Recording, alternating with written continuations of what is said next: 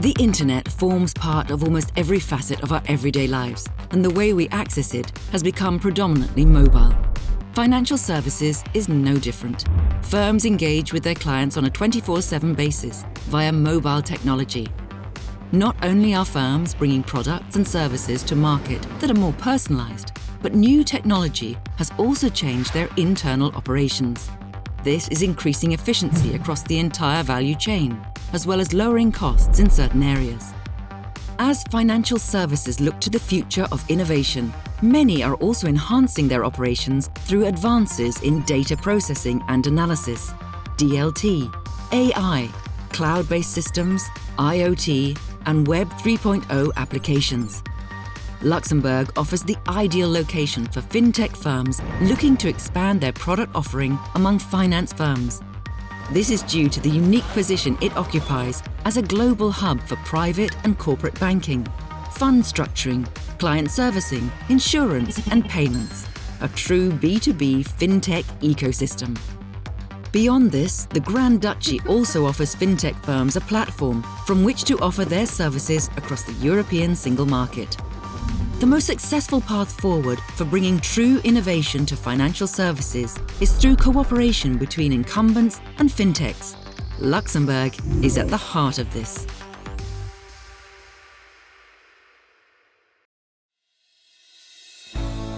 Welcome to Focus On, bringing together financial industry experts of different horizons, sharing and discussing their insights.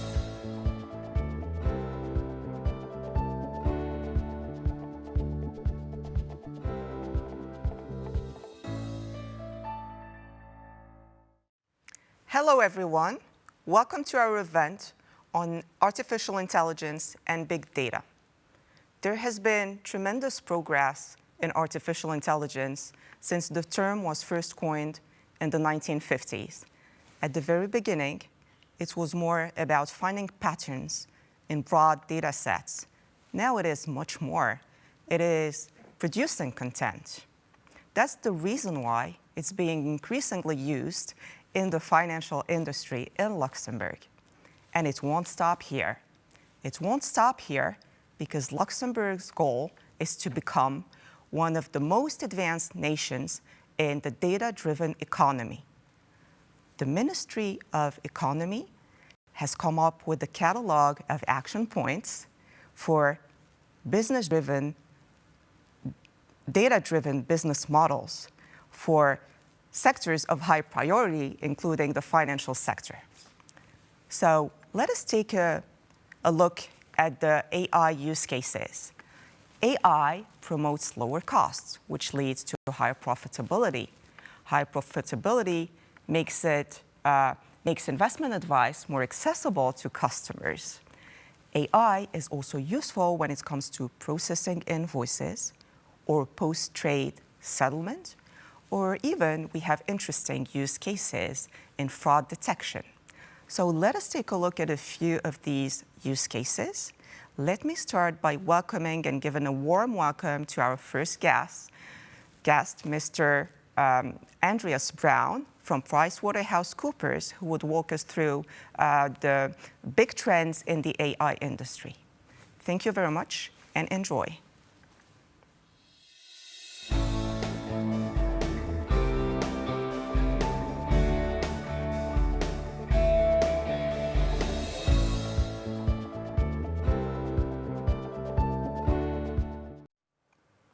Good morning, everybody. My name is Andreas Braun. I'm a director at PwC Luxembourg and have the pleasure of leading a data science and AI team that has been focusing really on very tangible and important applications around this very interesting technology.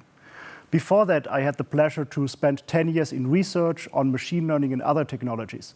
And I can honestly say that in all of those 15 years that I spent working with machine learning and artificial intelligence, now is a really exciting time to be working in this domain. You may have heard ChatGPT if you've been living on Earth in these past few months. This is the very advanced chatbot by OpenAI that has been making a lot of waves in the past few months. It even caused Microsoft to invest a solid $10 billion into this company. In other areas, Ellen and Overy spent also quite a bit of effort to bringing AI into the legal world. They partnered with Harvey, a legal AI bot that is now being rolled out to all of their 3,500 lawyers around the world. These are really very impactful solutions. ChatGPT is really the fastest growing AI product ever, or the fastest growing internet product ever. UBS has estimated that it took only about 2 months to reach 100 million users. Even for super trending applications such as TikTok, this took more than 9 months in the past. So AI is having an impact. New AI applications are coming out essentially every month. But is this the one that will stick? Will we all be using chatbots in the near future? And what does it all mean for Luxembourg? Luxembourg is really very interested in data and AI technologies. When we did our survey 2 years ago, already 1/3 of companies expressed an interest in working with natural language processing in the financial services industry. It is particularly mature when we are talking about data collecting and data architectures. More than 2/3 of companies see themselves as very mature in this domain, and the primary purpose for this is really on compliance and regulatory aspects where this data collection is necessary. But how can all of this collected data be translated into something tangible? There is really a treasure trove of data that has been collected in those banks, and they have been used for AI applications already in the past. Think about a fraud detection algorithm that has been trained on your historical data to see anything that goes wrong in your transactions. Natural language processing is already supporting compliance processes and will increasingly do so in the near future. It is really a very good time to be in AI. AI already has very tangible impact on the economy. It might not be the trillions of trillions that were predicted a few years ago, but right now is really a good time to invest in artificial intelligence and to see where this will lead. Because companies that are very on the forefront of this development will certainly have a big advantage in the future. But there's also cost considerations when it comes to artificial intelligence.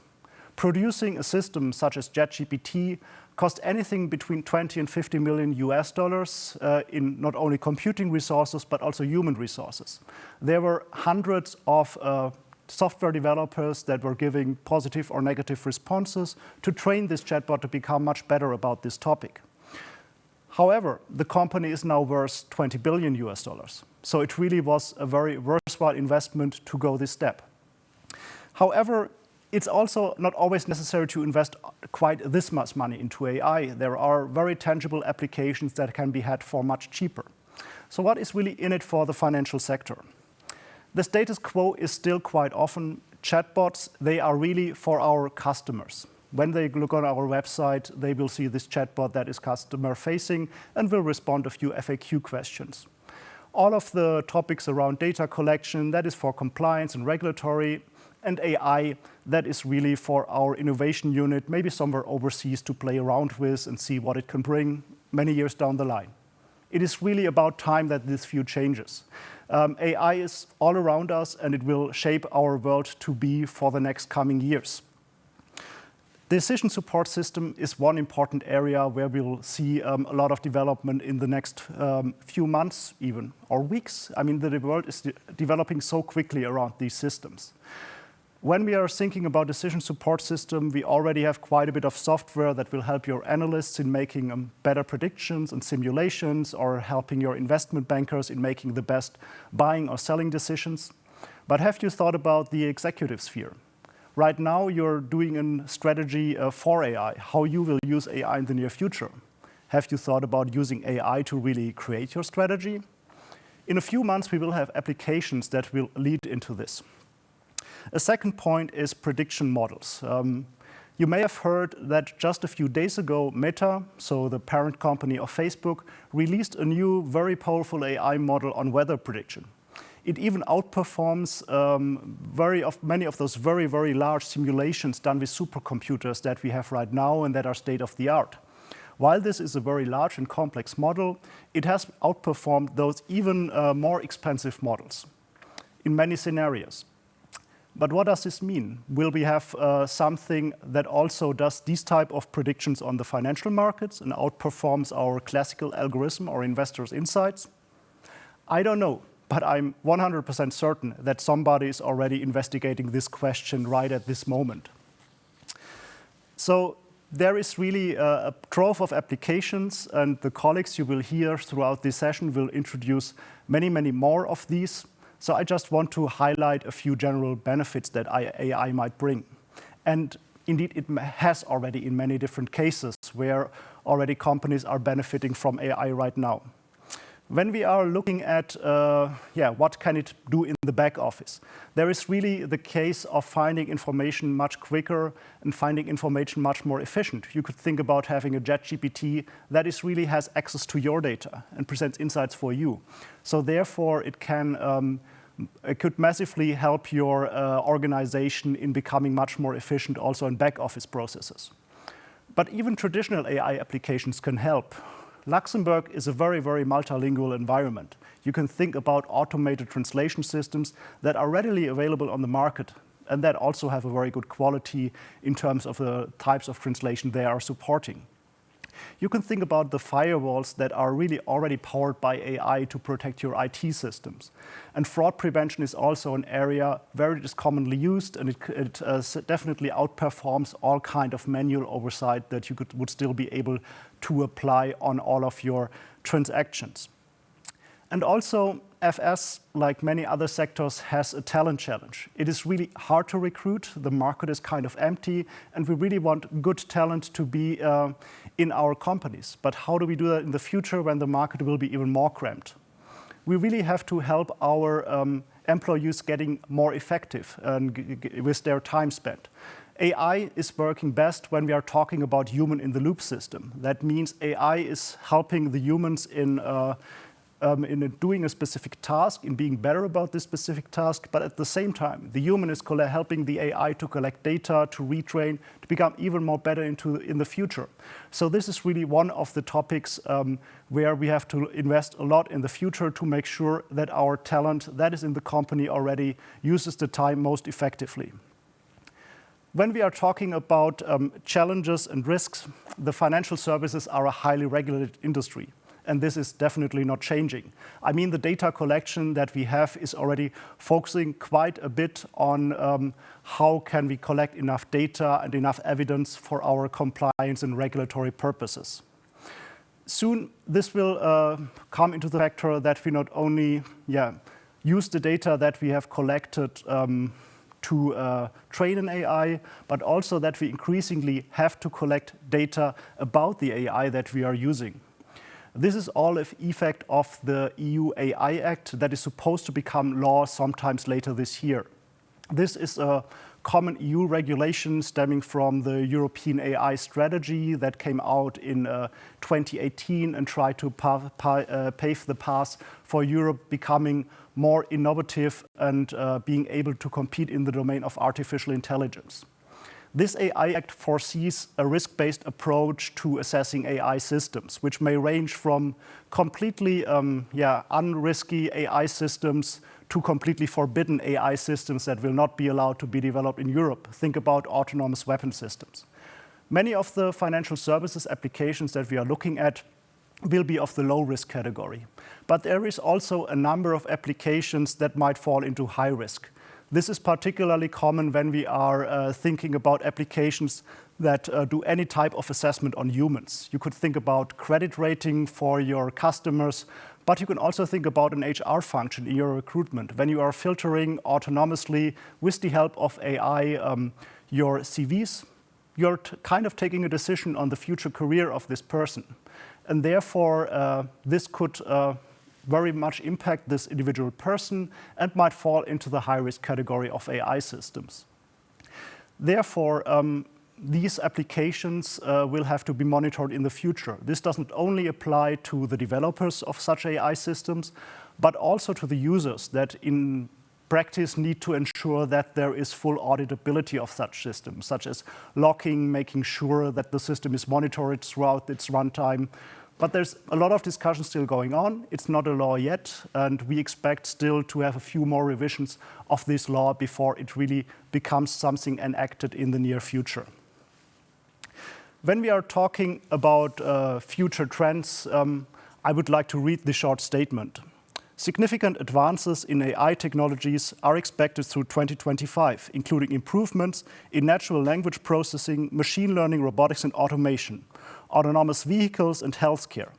These advances will transform industries, leading to more efficient and effective solutions to many of the world's most pressing challenges. This prediction was brought to you by ChatGPT, and it doesn't sound bad, right? But indeed, ChatGPT is not a crystal ball yet. It does not exactly tell you, it cannot predict the future, and it's also telling you exactly that it's not a prediction system just yet. But who knows what the next few months will bring. The near future will definitely be dominated by these types of chatbots and other generative AI technologies. And as mentioned in the beginning, we had an interest in 2024 of 30% of companies working in this domain, and I'm sure this number has already increased manifold by now. So therefore, it's really a good time to talk more about natural language processing, and our next speaker is really perfectly suited for this, who will be able to give an introduction to natural language processing, ChatGPT, Harvey, and similar legal tech application. It's Frederic Moioli from Lingua Custodia, and he is really an expert in this field and very perfectly suited to give you more insights into this. For now, thank you for listening, and I wish you a good rest of the day.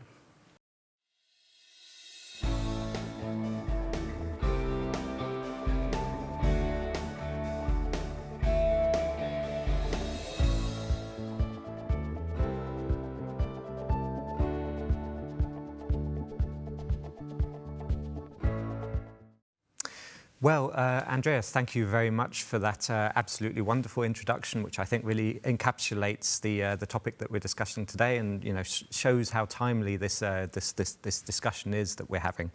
I'm now delighted to be joined in the studio by Frederic Moioli, who is MD here in Luxembourg of Lingua Custodia, which is a company focused on NLP use cases specifically for the financial industry. So. It's great to have you in the studio today. Thanks for joining us. Maybe just to begin with, you could actually talk us through, I've obviously already used a 3-letter acronym in the introduction, so maybe you could talk us through what exactly NLP is. Yeah, you're right, Chris. So there is a lot of acronyms, in fact, so we'll try to keep it simple. NLP stands for Natural Language Processing. It's a subfield of AI, artificial intelligence, another acronym, that deals with the interaction between computers and human languages. It includes various activities such as sentiment analysis, data extraction and collection. We talk about speech-to-text or text-to-speech solutions.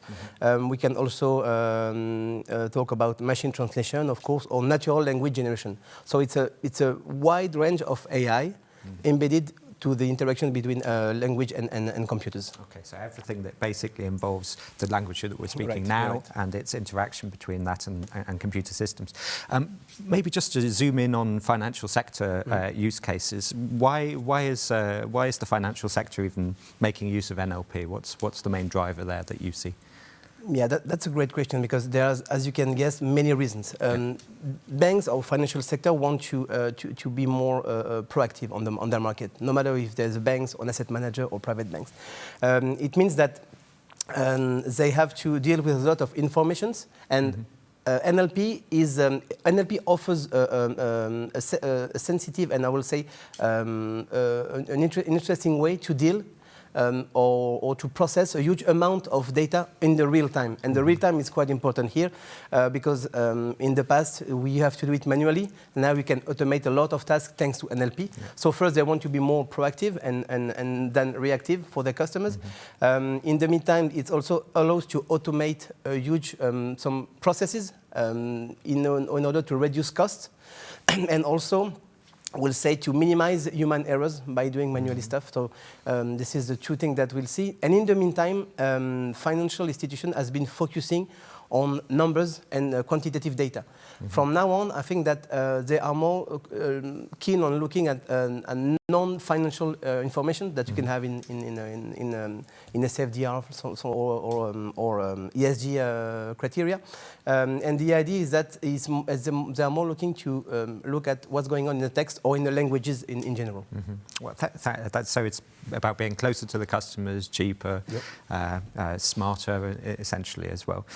So maybe you could talk us through some specific use cases that you are seeing at the moment in the financial industry. How's that working for you? That's a great point, because there is as much as possibilities as it depends on your market. I mean that if you are a bank, a traditional bank or retail banks, you can use your chatbot to interact with your customers. This is something that is very specific to this type of financial sector, right? But in the meantime, you can, as I said, automate a lot of process. So it means that you can, for instance, increase your sentiment analysis and detect weak signals from your customers. If you go from, if you want to hear from Twitter, from Facebook accounts, something like that, you can see what's going on, and you can easily adapt your market and your services to this one. We can also extract some data from financial statement to see that, okay, will I invest in this company, or should I propose this company to my customers, if you're a private bank, for instance. We can also talk about client reporting, which is something very time-consuming and not very cost-effective. So by automating with NLP, you can easily sell and distribute your fund across the globe if you are, for instance, an asset manager. So there is, no matter if you are a private bank, an asset manager, a broker, custodian or private banks, you can use a lot of information, and you can rely on NLP for a lot of business. And let's dig into that a little bit more, because what our prep call for this, one of the things I remember discussing, which actually completely blew my mind, was the uptake, particularly here in Luxembourg. Obviously, we have a very strong private banking and asset management community, and particularly the private banking accounts for a fairly significant portion of your business. So what are they actually using it for, and how is that interaction working? Obviously, private banking being traditionally quite a high touch, person-to-person type activity. It's interesting to see how much is. We have also a lot of examples, but I can take two of them. The first one is that if you want to be more proactive, and private banks is such a very tight market with a lot of huge players. Small market, they have to be very more proactive. For instance, when they want to create some specific document in many languages, they can easily make once in a simple PowerPoint or pitch deck. We can call it a pitch deck, and then translate it in a lot of versions in one go. It is the sales guy, the sales rep, to be more proactive on their market. On the second hand, to build a portfolio for a customer, they need to have a lot of data, and they make a lot of research. And the example that I just talked to you is that a huge private bank that has some offices in UK, Luxembourg, and in China and Hong Kong is dealing with the research. So they are creating some research in Hong Kong. They do make it in English. They translate it in English I would say in a minute, and then the research could be used in the language in English, in Luxembourg or in the UK, at the same time that in Hong Kong. So it helps to be more proactive. So this is two types. We also mentioned the RFP team that has a very interesting way to use NLP. I think that's absolutely fascinating, seeing that kind of the way in which it's actually supporting people in physical people in their communications with their clients, and making them basically smarter again for their clients.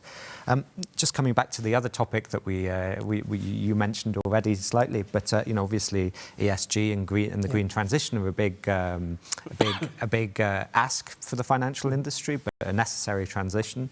Do you see ways in which potentially NLP and AI solutions could help manage that, particularly around the data issues that you see there? Yeah, based on our experience, we see that NLP could definitely be very helpful. We know that the sustainable finance regulations are quite complex, not very easy to understand or to interpret, and also not very easy to apply. For instance, by using NLP, you can easily see whether your report or the financial company report is compliant with the regulators, and how we can adapt it. So it means by using text analysis, for instance, you can easily see in a minute, you can understand the whole pictures, you can extract key topics or key, I will say, elements of this regulation, and be more able to adapt to your strategy or your reporting. So it's something that is just one example, but of course there is plenty of them. We can also mention that going with the SFDR law, a lot of companies is talking about greenwashing. It's something, unfortunately, a very hot topic right now. But you can easily detect what is greenwashing if the company makes greenwashing by analyzing, for instance, their annual report and the prospectus that they just sell from the past decade. And we see that we see that they talk about environment and they did not talk about environment in the last 3 years. Maybe it could look like some kind of greenwashing. So it helped to detect greenwashing, but also fraud with bribery and something like that run into the document. So this is why we think that it has a bright future for the ESG and SFDR environment. Yeah, no, as I say, I think clearly something with potential that is needed to kind of manage that data issue that we're going to have going forwards in that field. And maybe just finally, turning to the future, how do you see NLP, really being embedded in the future in financial services? Maybe also a quick word. Obviously, Andreas mentioned it already, but everybody's talking about ChatGPT at the moment. So maybe a quick word also on that. So I think don't expect from me, Chris, that I said that the future is not bright. Of course, the future is bright for NLP and in the financial sector. Definitely, we see, and we can say that from the last year, we saw that financial institution is more relying on the output of the machine. No matter if you talk about only NLP, but we see the rise of Robo advisor, chatbot, which is everywhere in the financial sector, that helps to make a good investment decision or to detect investment opportunities. So we saw that there is a real business case for NLP in the financial environment. Thus, I will say that corporate and individual are now trusting the output of the machine, that was not the case 3 or 5 years ago. It was just say, okay, for my information, the machine say that. Okay, we can take it, but we will not rely on it. Now it's very part of the decision process, and this is how NLP and the companies that making NLP are now part of the whole making decision process of the company. So basically, I think the future is quite bright, and we saw, you talk about ChatGPT, it showed to the world what is the scope of application of NLP, which is endless. Because you talk about developers, you talk about also if you are a gamer, if you want to develop something, if you want to create a story, you want to create the characters, you can do everything you want with NLP because the machine does interact with your language and the way that you ask the machine.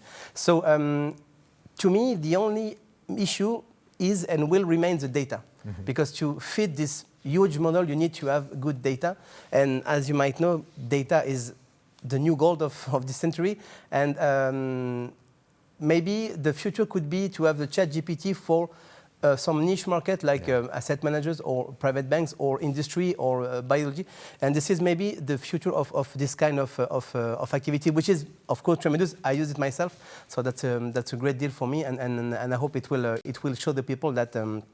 You can rely now on the machine, and the machine is not there to replace human. No. This is something that we heard a lot, and especially in our case. And we find that during the 1960s, for instance, everyone thought that the translator was dead because of machine translation, but it took a lot of time to have a very significant good level to compete with human.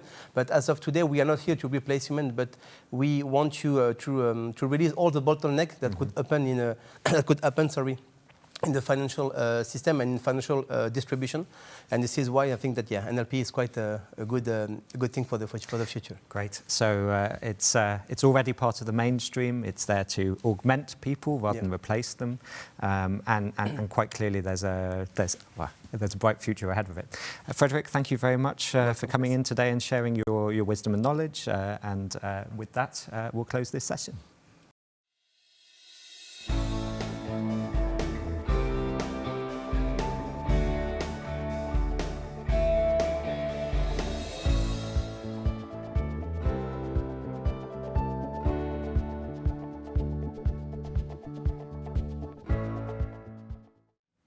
Well, thank you, Chris and Frederic, for this interesting discussion. Good morning to everybody. Good morning, Anne. It's a pleasure to be here with you today to have this talk about how artificial intelligence and big data is transforming the field of anti-money laundering and fraud detection. We are both strong advocates of data and usage of knowledge, of technology. So it's a pleasure to be here with you. Well, we know that the financial sector is very interested about the adoption of AI technologies, especially when it comes to risk management and compliance. So my question to you would be, how do you see the usage of artificial intelligence in the context of AML? So the digital transformation of the banks present new challenge for the financial environment. We have a huge increase of online payment and the huge increase of digital interaction. So we are talking about billion of digital interaction. That involves a huge volume of data to be processed and to be stored. But it means as well new pattern of fraud on the money laundering attempt. So in this context, financial institutions are taking really active measures to increase their operational resilience with new and effective and flexible anti-fraud strategy. So it's no longer possible today to analyze transaction by transaction this challenge or to use rule-based. So it's there that artificial intelligence and machine learning can help and is a real help.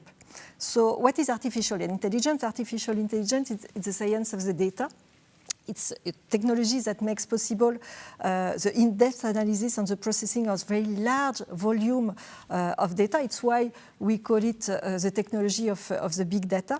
But it's as well an extremely powerful element to detect new patterns, specifically in the context of fraud on the money laundering process.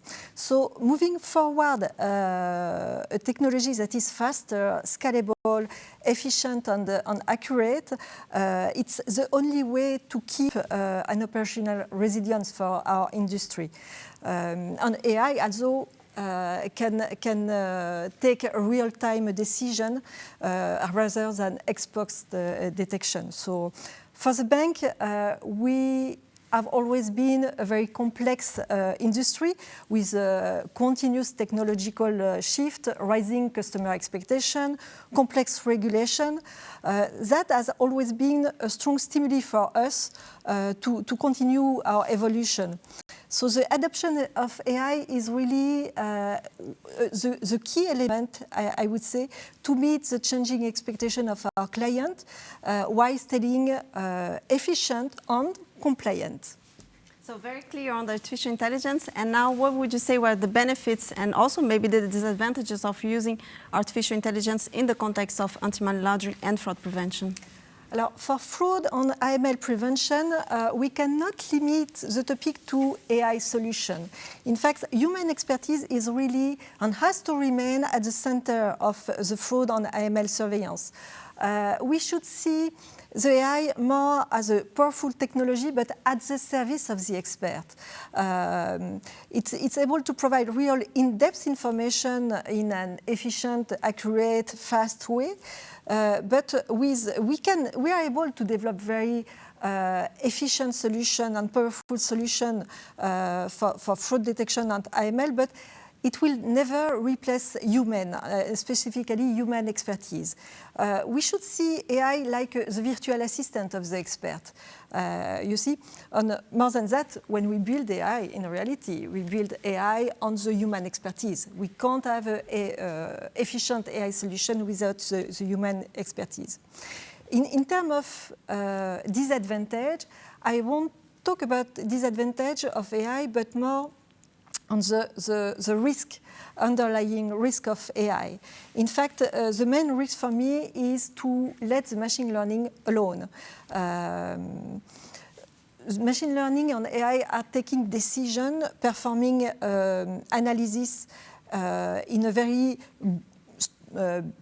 positive way, meaning that it's easy and comfortable, it's very powerful, it's taking good accuracy in their decision. It's available 24 hours per day. It's available 7 days per week. So it could be very comfortable to rely on it. But in fact, the real risk is to get used to it and no longer challenge AI. So we need to keep human implicated in this process, and that is more the real risk. We cannot let AI on its own. It should be closely monitored, and it's a reason why the regulator or the regulation there could be extremely useful. So I have a question on my side. You, Ananda, as a ABBL member, can you please tell us a little bit more about the regulatory development to help and to facilitate the use of AI? Yeah, it's true that, the data economy that we have seen for the past years with the digital transformation has caused many challenges for the government, but also for the legislators. And that's why the European Commission has come up with, many different types of measures, but also legislative proposals related to data ownership and data privacy. So we have seen last year two big pieces of legislation that have been adopted by the European Commission. The first one is the Data Act, and the Data Act is actually setting the rules in order to see how data that is created via Internet of Things devices can be used. So that's key. And then there's another one, is the Data Governance Act that also came out last year, and that's about the framework on how data can be reused and also accessibility of data across European countries. When we come more specifically to artificial intelligence, there is the Artificial Intelligence Act, which is supposed to be adopted by the Parliament, voted by the Parliament by the end of March this year, and should be adopted by the end of this year. And there, the idea is really to make sure that AI systems are secure and reliable. So that's key. Trust. We just talked about the fact that the humans are also there. So that's a lot about the trust. And that's really the purpose of the European Commission, to make sure that the Europeans can trust the AI systems they're using. We have seen recently with the big techs that have launched their the chatbot search engines, how much sensible things can be whenever we don't trust the tools of AI. So it's really important. And I would say that the European Commission is very ambitious on their plan on AI strategy. So they're investing a lot, and they want to position Europe as a center of excellence in AI system, but with trustful and reliable usage. So actually, that's the main word I would say. It's about the trust, creating the trust in the system. So we talked also about how there are many other opportunities that we can see in the usage of AI. So how would you say more specifically on the financial sector that opportunities are appearing on the AI? So in Luxembourg, we have a real interesting ecosystem around the new technology, and specifically around AI. Really an ecosystem on which the banking industry can really benefit. And it's not only financial industry, I would say every industry, but in particular financial industry can benefit of this very interesting ecosystem. Luxembourg is highly promoting partnership between industry and research center. And I would say, talking from my experience, we have a huge benefit by working together on doing this kind of partnership between research center and industry. Why it's interesting for the industry, why the industry can benefit of it, we can benefit from real state-of-the-art of this technology of artificial intelligence and machine learning by working with them. But through the research center, we have as well access through their connection to all the international counterparts. We have access to an incredible opening to international research on disruptive technology. So for us, it's really important to keep a contact on a partnership with the research center. On the research side, it's as well extremely interesting to work with industrial partners because they will benefit from research on real case coming from the real work. So I can tell you from experience that it's really a game changer in terms of research to work with industrial partners, because often the theoretical research does not apply to real world. So it's really important for our research center to have some industrial partner and to be able to work together. So that is an interesting ecosystem, but there is another part to this ecosystem that is promoted actively by by Luxembourg. It's the incubator of startup. We have many startup incubator in the country, and I would say it's really an ecosystem where we can learn a lot and benefit a lot in terms of bank to integrate new technology. And I can say it as well by experience. We have incredible new technology in this startup here in Luxembourg. So in terms of ecosystem, as an ABBL member, can you tell us a little bit more about the new initiative that we can see in this ecosystem of new technology? Yeah, so the Luxembourg Banking Association is actually the largest financial association here in Luxembourg. So we collaborate with the full ecosystem. So we have the regulator is officially invited to all our meetings. We also work with the different fintechs and also the service providers on IT, on AI, and so on. And the idea is really to benefit of a share of best practices, of offering a platform of exchange to our members, and especially when it comes to topics like risk management and compliance, we see that there is a lot of room for mutualization initiatives, because then competition is not playing anymore. We all have to, we are all obliged to do the same rules, so there is no competition, and that's really where mutualization becomes very interesting. So we have initiated a project with the foundation of ABBL for the financial education, together with the University of Luxembourg. And this research project, the aim is really to test how AI tools can improve the AML monitoring of the transactions, especially in an instant payment world, because that's the future.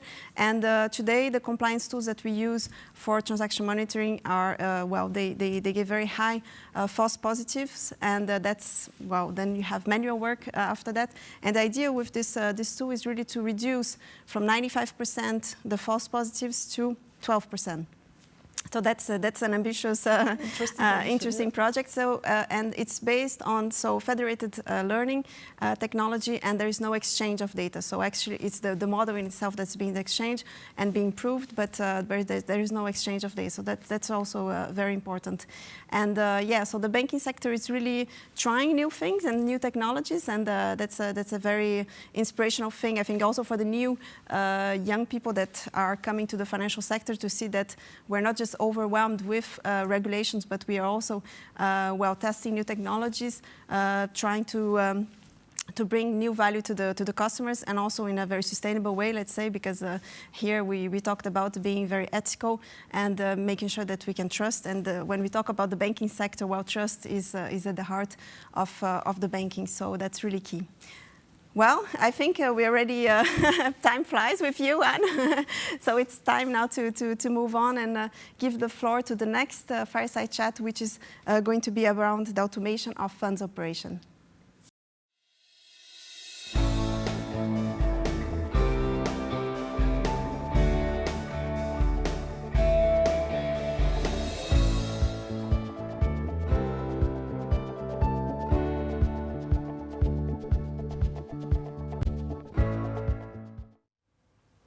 Thank you, Ananda. So, now we're going to speak about fund automation in the fund industry.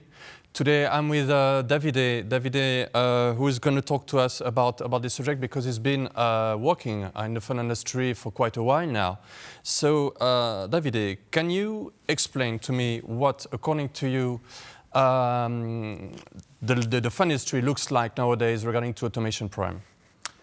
So I think that it's important to make a distinction in the fund industry and in the asset management when we talk about digitization and automation, which is between the front office side of the industry, where you have the investment division, when you have all the actual investment decisions that are made.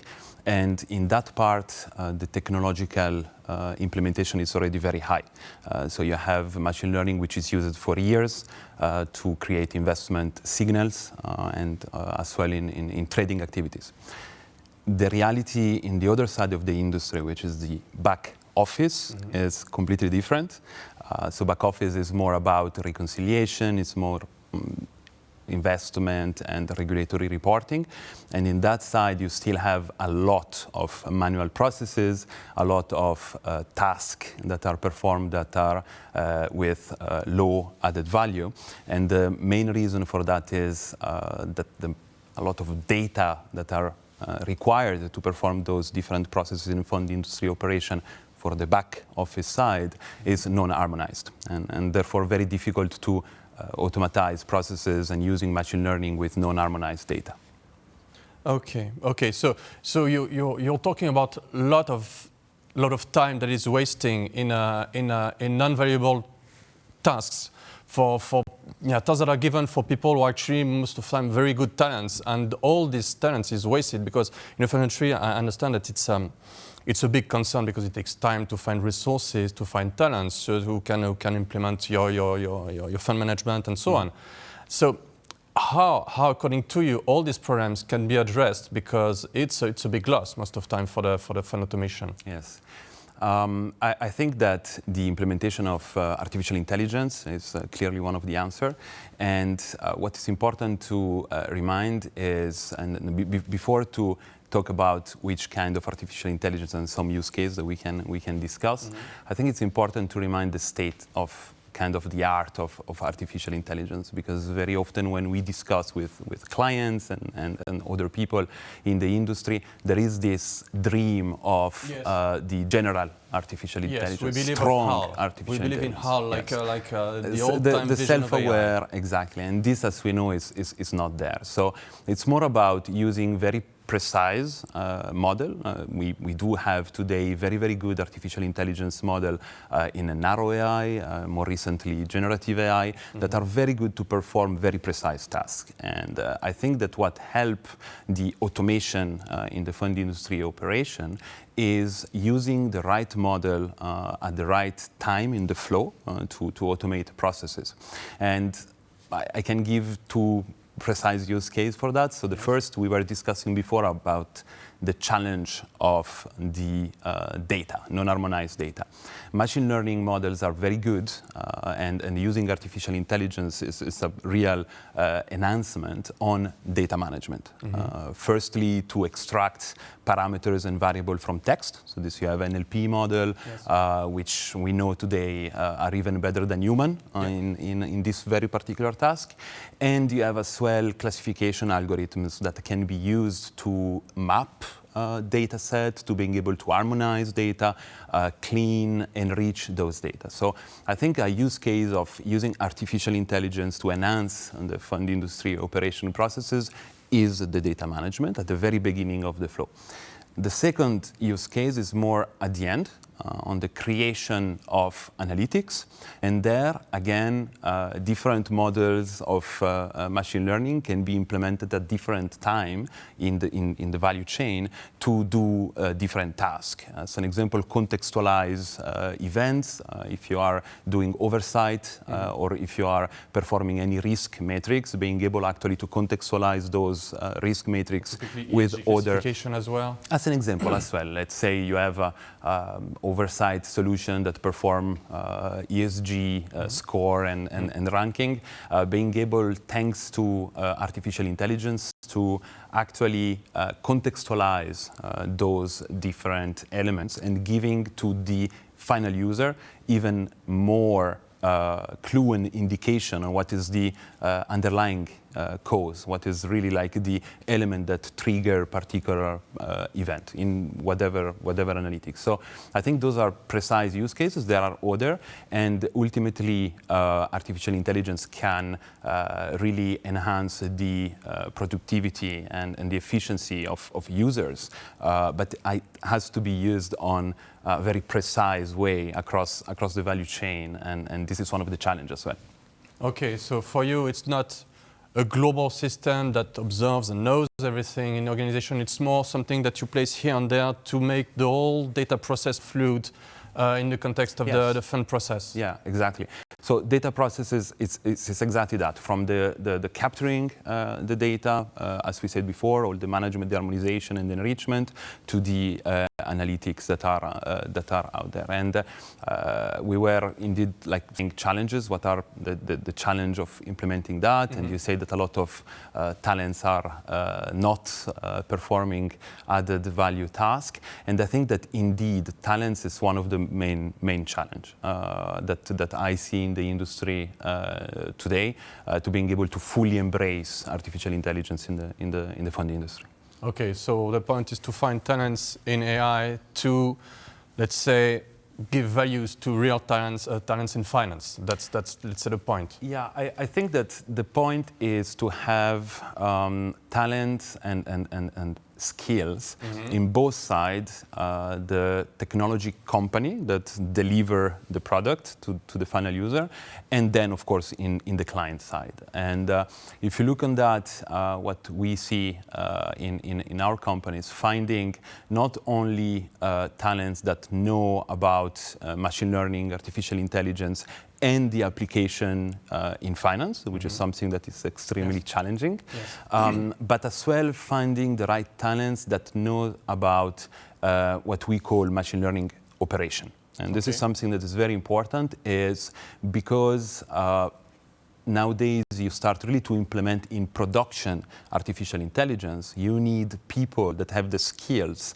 on overseas and having a kind of overview of the entire process in production of those artificial intelligence models. So it's a bit about those two talents that are, I think, one of the challenge in the technology company side. So finding the right talent for those two aspects. On the client side, it's more about analytical mindset. So having the right mindset to analyze the results and interact with technological solutions that have artificial intelligence and machine learning in their core. Okay, so you're talking about a lot about talents and such, but somehow there's also some things to change in your organization when you want to deal with AI. Well, of course, you need to change somehow your HR vision, how you manage to acquire your talents or to deal with your service companies. But I suppose that there's a lot also to change about the way you handle your data, the way you handle your processes in your structure. How shall companies who are interested, who are keen to go into AI, how this structure shall handle all this? I think that there are multiple parts to answer this question.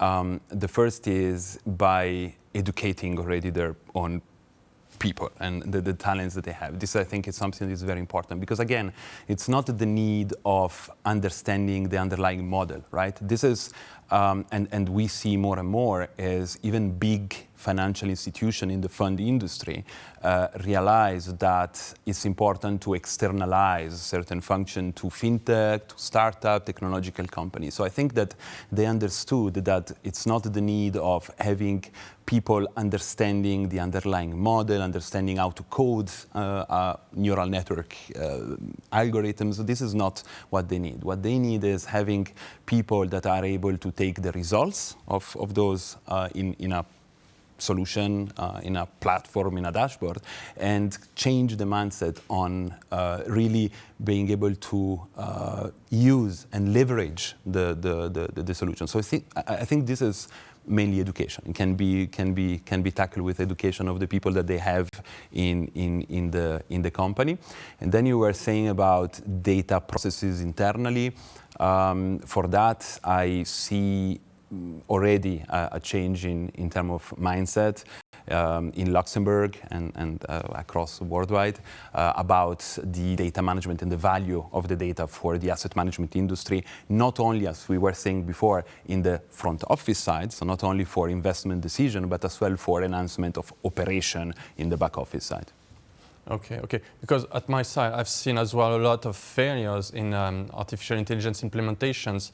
And what's your point of view about, for example, the problem of lack of data and such? What solution do you think is possible to overcome this issue? Because not everybody has billion gigabytes of data to make an AI talking. How do you handle this?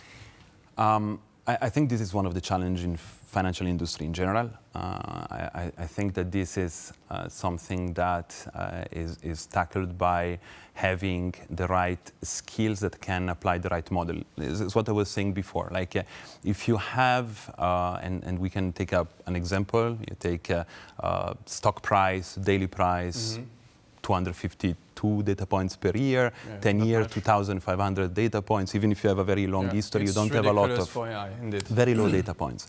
So here it's where the talent needs to know, okay, instead of, I don't know, implementing a random forest or whatever other model to do whatever other purpose, I can just use a linear regression and we'll have actually a very, very good result. So I think that, yeah, for the lack of data, the first answer, in my opinion, is having the right talents that understand the underlying business and therefore can implement the right artificial intelligence, machine learning model at the right time.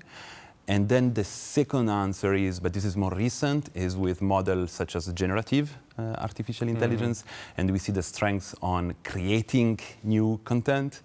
We see that on example like like text, like images, but of course like data as well, right? Is the strength as well, is being able to create a new data set to train model, and therefore using generative AI to create data points to train other machine learning models. So it's a bit of both, but I really stress, and for me is the most important, is the skills of the people that are in the technology company delivering the solution that needs to know which kind of model apply in which kind of situation. So let's imagine that in the fund industry, everybody now goes into AI because, well, everybody realizes the value that it gives to the fund industry. How do you see, therefore, the fund industry in the coming years? And on top of it, and more importantly somehow, how do you see the fund industry as a whole, thanks to this new technology and new help from AI? I am personally very optimistic about the implementation of artificial intelligence in the fund industry operation. And I think that in the next 12, 18 months, so short term, we will see more implementation of artificial intelligence than in the last 5 years. So I think that it will increase more and more. And one of the reasons you were saying before about like the failure of certain of those artificial intelligence processes. And I think that the industry learned a lot about that, and make today that a situation where both the industry, so the fund industry as a whole in Luxembourg and worldwide is ready for embracing artificial intelligence in their processes, and on the other side as well, technology is ready for that. So it's kind of the best of both worlds, where both sides are meeting to being able to embrace the artificial intelligence implementation in the industry. Okay, so in a world of a fund industry where AI is taking more and more place, there's a common concern about the risk of the job displacement. What's your opinion about this? I think that the fear of job displacement, replacement, have always been there in every successive technological wave that came for decades. And what we observe, it's not replacement, but is actually evolution of the skills that are needed. So for sure, we will see, we already see, and we were discussing before about the need of education. But I see the fund industry evolving more in job that requires analytical skills, but the human will be always needed to being in a situation where enhanced by artificial intelligence, but always there to, at the end, analyze the results and leverage the results of it. Okay, you're saying that actually in the same way that IT didn't actually replace anybody so far, well, AI is just an evolution of IT, therefore consequences shouldn't be different. Exactly. It will be just an evolution and an enhancement of the productivity, the efficiency of everyone in the industry, but as well generally. Okay. Well, Davide, thank you. Thank you to make everything more clear about AI in the fund industry. I'm going to give the floor to Inès, who's going to talk to us about Robot Advisor. Thank you.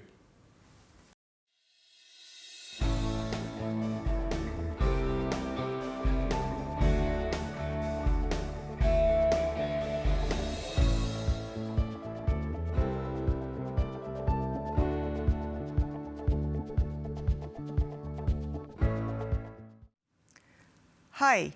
First, thank you to Davide Martucci and Stéphane for the presentation on Fundprocess automation. It was very insightful. Thank you so much. And now let's move to next topic. Next topic being the advent of the Robo Advisor. For this one, I have a very interesting guest. Ken van Eesbeek is joining me. He's Head of Product Innovation at Gambit. Hi, Ken. Welcome on board. Hello, how are you? Fine, thank you. So, Ken, some people are less familiar with the concept with what a robo-advisor is. Can you please start by explaining what a robo-advisor is? Yeah, sure. Robo-advisors have been around for quite some time now. So you have let's say a narrow definition and a broader definition. If we could, let's say from a general standpoint, a robo-advisor is actually a digital tool that's going to allow for an automated investment advice based on algorithms. Typically, a robo-advisor is going to take into account the personal situation of the customer, the risk profile of that customer or the investor, also the investment preferences, the goals, so you're saving for your pension or for any other goal. So that's in a general way. So a narrow definition would be it's a lot of, let's say, the Robo-Advisor 1.0. These are mainly do-it-yourself platforms or 100% online. Often they are not really advised like a robo-advice would suggest, but from a let's say more business point of view, these are discretionary management portfolios. So which means that the customer is going to delegate the decision towards the platform, the robo-advisor. And they're also basically focused on the asset allocation. So they're automated asset allocators where the personalization is limited. Now, if you look on a more broader perspective and broader definition, you could also include financial advisors. So these are platforms that are going to help to support financial advisors to provide better advice towards their customers. So this is a more what we call a hybrid version, which is more and more coming into practice and is becoming more and more popular. Okay, so you've mentioned like the human advisor. So do you think that ultimately the robo-advisor will eventually replace the human advisor, or do you think that both will work hand in hand to provide investment advice? Well, the replacement is for in a sense already there, and there's a lot of customers who are not seeking a personal contact anymore with a financial advisor. So they're going to seek themselves a digital platform either to decide themselves. This is not the robo-advisor. These are typically trading platforms as they exist. Either they're going to find a digital platform, an online advice that's going to help them to invest in a better way. From what I'm convinced and what I see now in the market is that a lot of investors are still looking for this personal touch, this interaction with a human, because like any financial matter or banking matter, it's a question of trust. And often starting to invest, by definition, it's a one-time decision. There's only one time that you can start for a first time.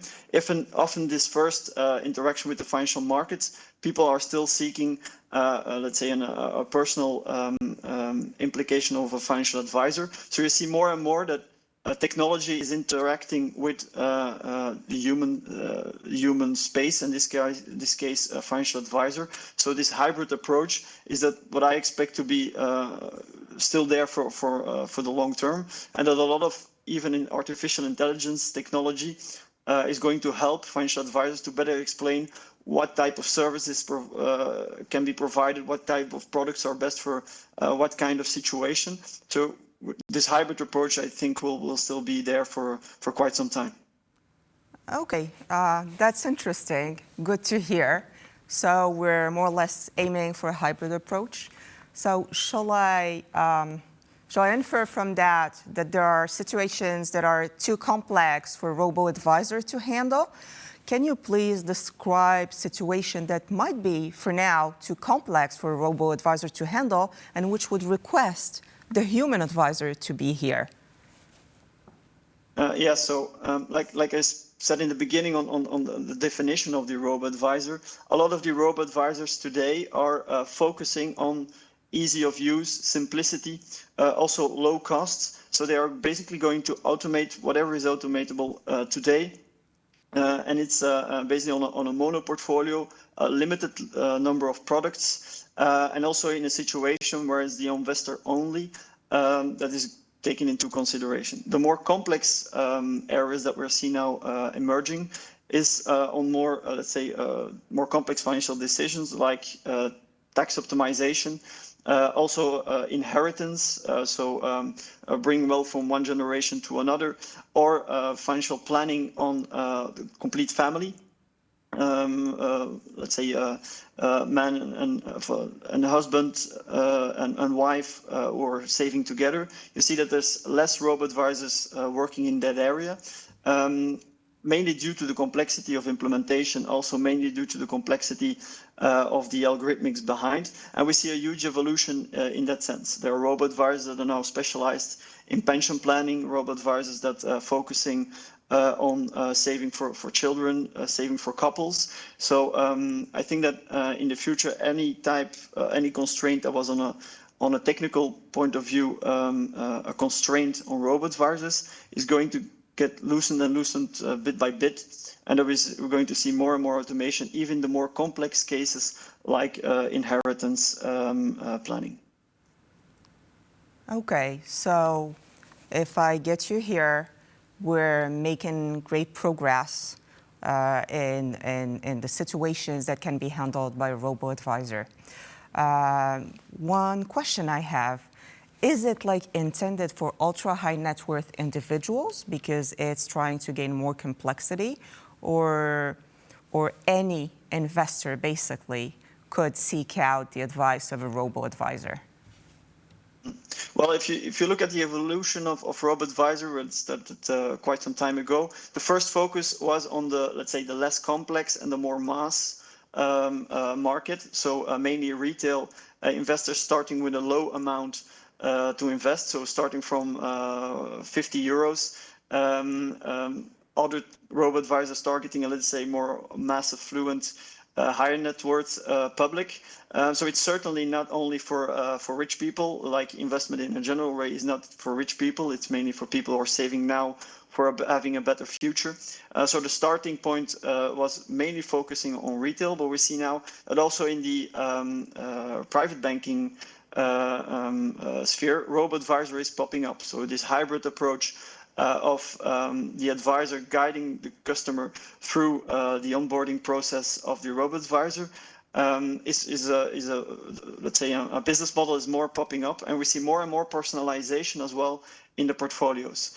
We have a use case at Gambit where a private bank was looking to optimize the time that a private banker is spending with his customer, which is mainly generating a lot of cost for the bank, is going to be accelerated by a hybrid approach where that the customer and the advisor together or go through the platform, personalize the contract, let's say the advisory contract, so that you get to a personalized portfolio, and from there on the customer can follow up his portfolio from home. So you will see a shift from more the mass market towards more and more specialized algorithms, specialized products, and thus for a higher net worth public. Okay, interesting, very interesting. So if I get you, we started with the robo-advisor that was more for the affluent client, and it's getting more and more sophisticated so that the ultimate target would be the ultra high net worth individual. So let's imagine I'm an ultra high net worth individual. what would be the perfect timing for me to start considering the services of a robo-advisor? Well, basically, the question comes down from an investor point of view. Mainly comes down to what is the right time to invest, whether it's in a robo-advisor or via a financial advisor. And my answer would be that's as soon as you can. As soon as you can, meaning you have sufficiently financial buffer, which is for an ultra high net worth person not a problem at all. Do you have a clear financial plan? Do you have the financial knowledge to understand what kinds of risks you are taking? And you have, together with your financial advisor or the robo, determined your risk profile. How much risk am I willing to take?